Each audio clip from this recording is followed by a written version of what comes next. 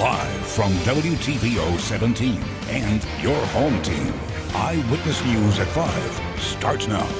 Remembering a beloved member of the force, Loves Park Police pay tribute to the loyal officer on duty and into retirement. And if you need last-minute Valentine's Day plans, Rockford restaurant owners say you can't go wrong with a romantic dinner. The reservation lists are filling up fast. Those over 100 patients who died, some of those were our own staff members. Some of those were family members of our staff members. Signs of hope. Nearly 1 year after SwedishAmerican treats its first COVID patient, doctors say there is light at the end of the tunnel. Good evening, I'm Mimi Murphy. And I'm Eric Wilson. A rollover crash leaves 2 people hurt in Rockford. This happened this morning near Springfield and Kilburn, just outside of Lockwood Park. Investigators tell us slick road sent the Chevy onto its shoulder, then the car flipped.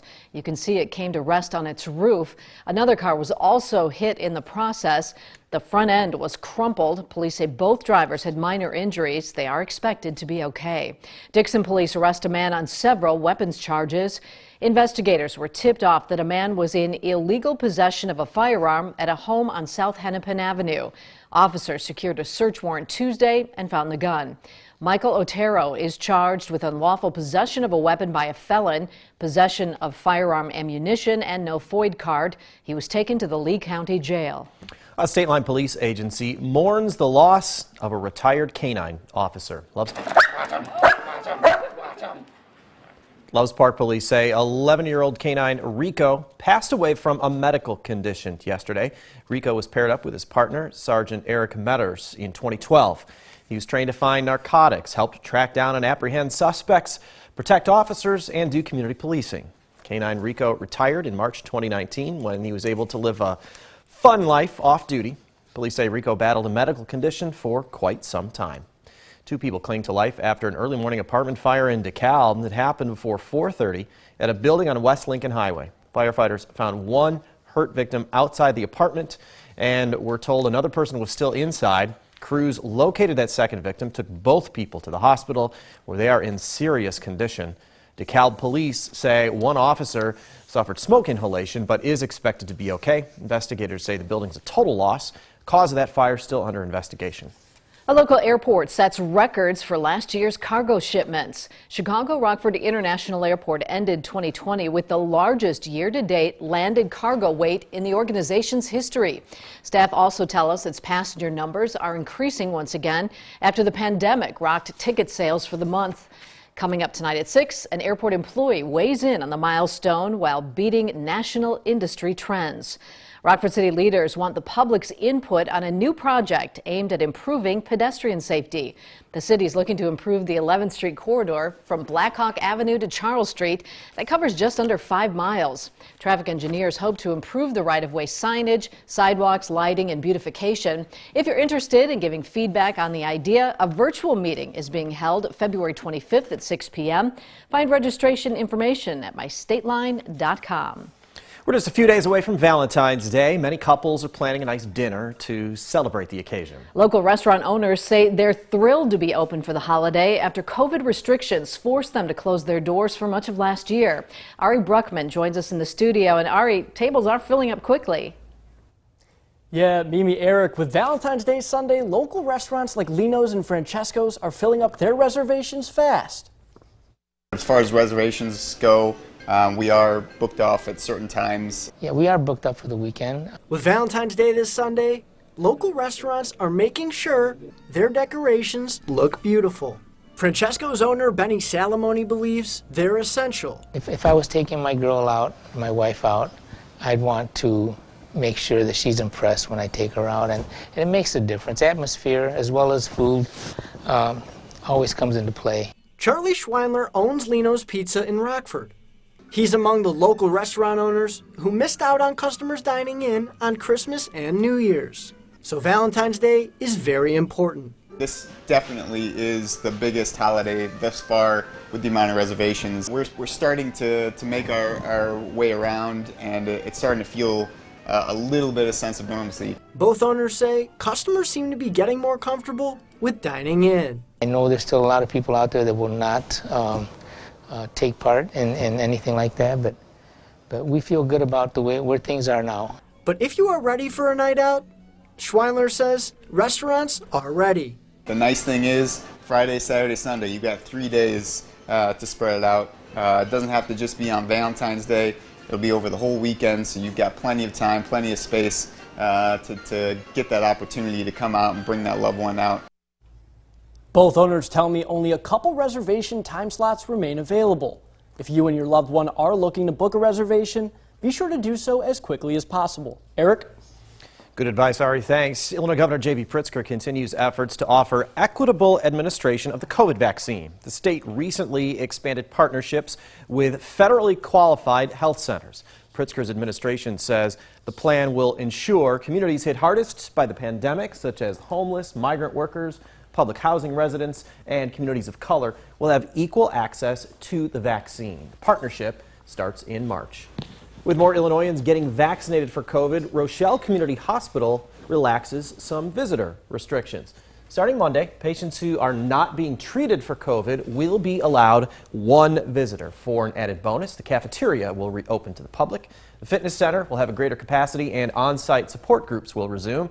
Patients and visitors are still required to practice social distancing and wear a mask. We've seen lots of snow this winter, and there's more on the way. A local advocacy center wants to remind the community to shovel a path to help people with disabilities. Ramps received several calls saying some businesses and neighborhoods are inaccessible. Education and advocacy coordinator Eric Brown says the short time it takes to clear snow from sidewalks and parking lots makes a big difference for those facing obstacles. It's really important that we make sure that as soon as possible we're clearing those sidewalks and making sure that we're paying special attention to curb cuts and accessible parking spaces so that people with disabilities in the community can still get around throughout the community. Brown says when snow builds up and restricts access for the disabled, it can deter them from running errands or leaving the house at all. Hundreds of SwedishAmerican workers brave frigid temps to hug their hospital. Today marks 326 days the hospital has cared for COVID-19 patients. In that roughly past year, 1,300 people were admitted. Another 4,000 ended up in the ER. To remember those patients and the people who cared for them, staff lined up outside the hospital for a social distance hug and a moment of silence. Chief of Surgery James Cole says the COVID vaccine is a game changer for them, their families, and the community. From that very first shot in the first arm, there was a sigh of relief. That was the initiation of hope. That's what started hope. And you know, most people, the vast majority of people that work here have been immunized twice. We feel a lot more comfortable that it's less likely that we're going to bring virus home, that we're going to get sick, that we're going to be that casualty that our family members are going to have to grieve over. So yeah, we're grateful for the vaccine. For workers who couldn't get outside this morning, many formed circles in their own departments inside. A prom experience for people with special needs can't be stopped by COVID-19. This year's Night to Shine will go on virtually. It's being held tonight thanks to City First Church and the Tim Tebow Foundation. This is video from the events in the past. The prom night is hosted by churches around the world and reminds participants they're loved and valued. Guests will dance to music, receive a prom goodie bag, and hear messages from special guests. By the end of the night, a king and queen will be crowned. The Tim Tebow Foundation provides millions of dollars in support for churches across the country hosting the Night to Shine. It's day 4 of former President Donald Trump's impeachment trial. Today it was the defense team's turn to make its case. They insist Trump did not incite the insurrection at the Capitol and instead slammed Democrats for launching the trial itself. Our Washington correspondent Raquel Martin runs it all down for us as she keeps you connected to the nation's capital.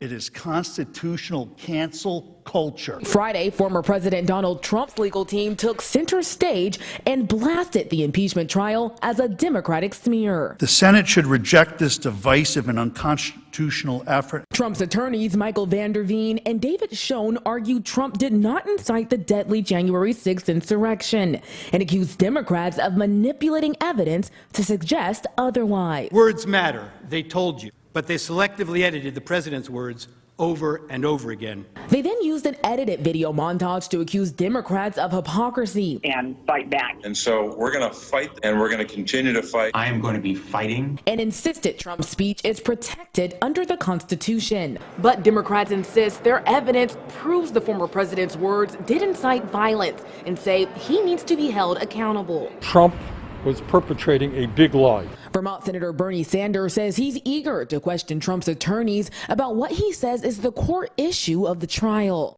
When he said that the election was stolen from him, that's what Trump repeatedly told his supporters. Do they believe that's true? But Kansas Republican Senator Roger Marshall says he sees no evidence that Trump should be convicted. Kind of lost their case already, I'm afraid, and this riot was going to happen regardless. Friday morning, President Biden briefly weighed in. I'm just anxious to see what my Republican friends do. The trial continues through the weekend.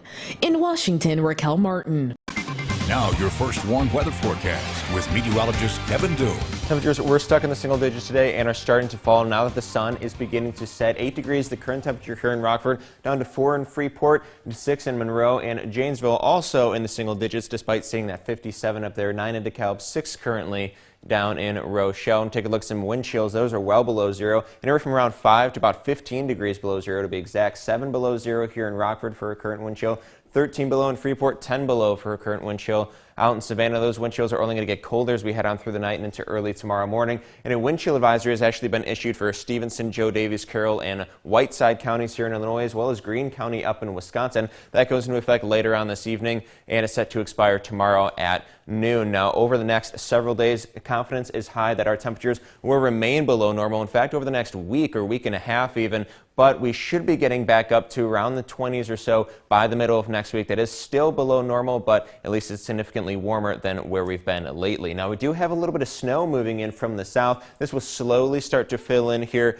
over the next several hours, but most of the area just seeing nothing more than some cloudy skies. Here's a live look over the Rochelle Airport using our Mercial Skytrack, where they're just seeing some cloudy conditions for the time being, but the snow is on its way. If you take a look ahead with our future cast here, snow will continue to fill in over the next several hours. This particular computer model that we'd like to use for our future cast really isn't liking to show a whole lot of snowfall. I'm thinking we're going to see some fairly widespread snow flurries through the overnight and into early tomorrow morning before slowly tapering off through the afternoon. We might see a little bit of clearing going on tomorrow night into early Sunday morning, but the clouds will be back for most of Sunday. However, conditions should remain dry. Most of the area could end up with around an inch or two of snowfall by the end of tomorrow. Now, tonight temperatures will fall to around zero, with those wind chills dropping to around 15 to even 25 degrees below zero. Of course, those colder wind chills going to be out west where that advisory is in effect. Now, tomorrow we'll likely be staying in the single digits once again, with that good chance for a few snow flurries through about the first half or so of the day. Now, we'll be in the single digits for our highs for the next few days here, but 20s should make a long-awaited return to the state line, something we haven't seen since February 4th by around Wednesday. Now, the Napleton Sports Desk with Sports Director Scott Lever. One of the best pass rushers in NFL history is a free agent. J.J. Watt has been released by the Houston Texans at his own request. Even though he's 32 and past his prime, Watt is still an excellent defensive player. A lot of teams will be phoning his agents. Teams like the Cowboys, Rams, and Raiders. So how about the Packers and the Bears? Well, Watt wants to play for a team that has a chance at a Super Bowl championship. The Packers fit that description. Plus, Watt is from Wisconsin, and he played for the Badgers. Watt would certainly be a welcome addition to a Packers defense that has improved, but still needs to get better. So he's a lock to be a Packer, right? Well, not so fast. The problem from Green Bay's perspective is the Packers already have salary cap issues. They'll have a hard time keeping their own free agents like Aaron Jones and Corey Linsley. And if the Packers want to make Aaron Rodgers happy, they need to spend what money they do have on offensive weapons. For those reasons, I don't see Watt signing with the Packers. And if Watt wants to play for a team that has a shot at the Super Bowl, well, then the Bears have no shot at getting him. So you can rule them out. If Watt really wants a ring, he'll consider the Buccaneers, the Chiefs, the Rams, and the Bills. The other place he could wind up is in Pittsburgh, playing with his brothers, TJ and Derek Watt. If it feels like the Bears are in danger of getting shut out of making a big splash this offseason, well, that's because they are. While big-name players like Matthew Stafford, Deshaun Watson, Watt, and perhaps Russell Wilson move around or could be moved to other teams, the Bears will likely be spectators. The Bears' problems are threefold. They don't have a lot of cap space. They don't have a high first-round pick or multiple high-round picks to trade. No player views the Bears as a team that has a shot to win a Super Bowl anytime soon. And the Bears have a GM and a head coach who could be lame ducks. There's a good chance neither one will be around next year at this time. What big-name player wants to sign up for any of that? The only way the Bears will land a big-name free agent is by overpaying for one, and that never works out well. That's my take. We'll be right back.